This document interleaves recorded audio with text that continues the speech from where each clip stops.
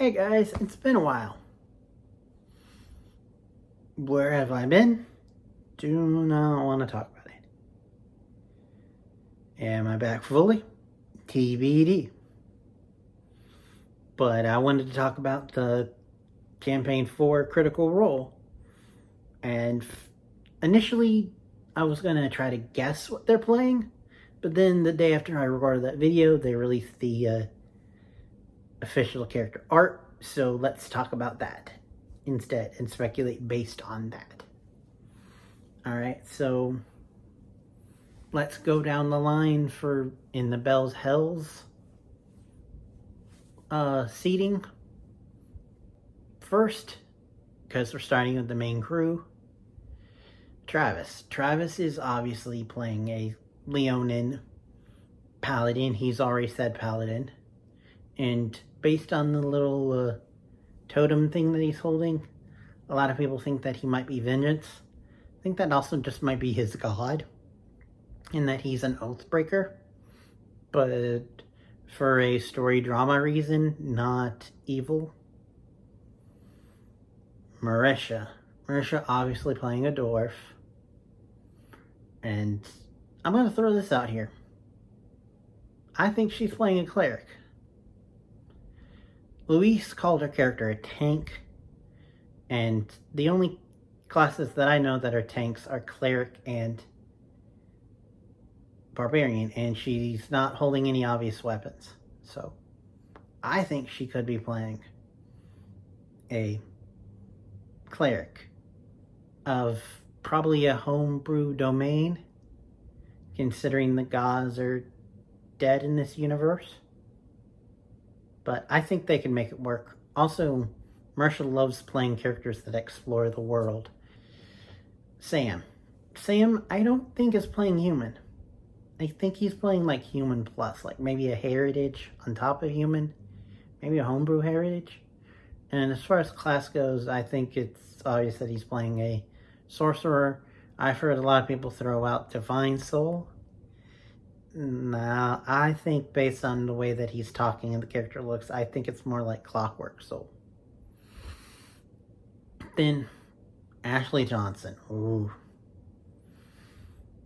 Great design. I think she's playing a Drow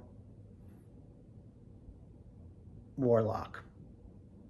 Maybe Genie or Homebrew. That's what I'm going to say.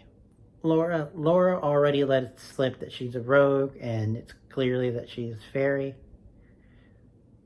I know a lot of people said assassin, but I think she could also be a scout.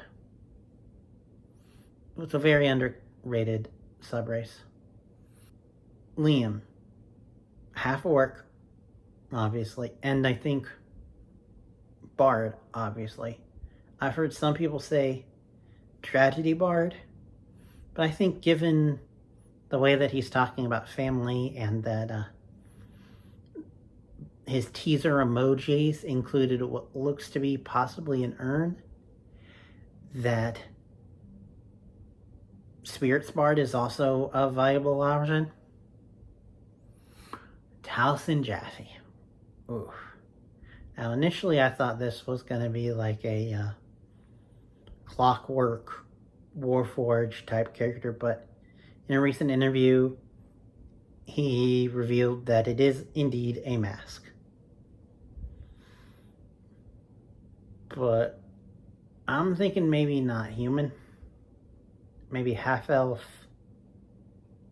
Or something where seeing the face would key you into what he is, and that's not obvious at first glance.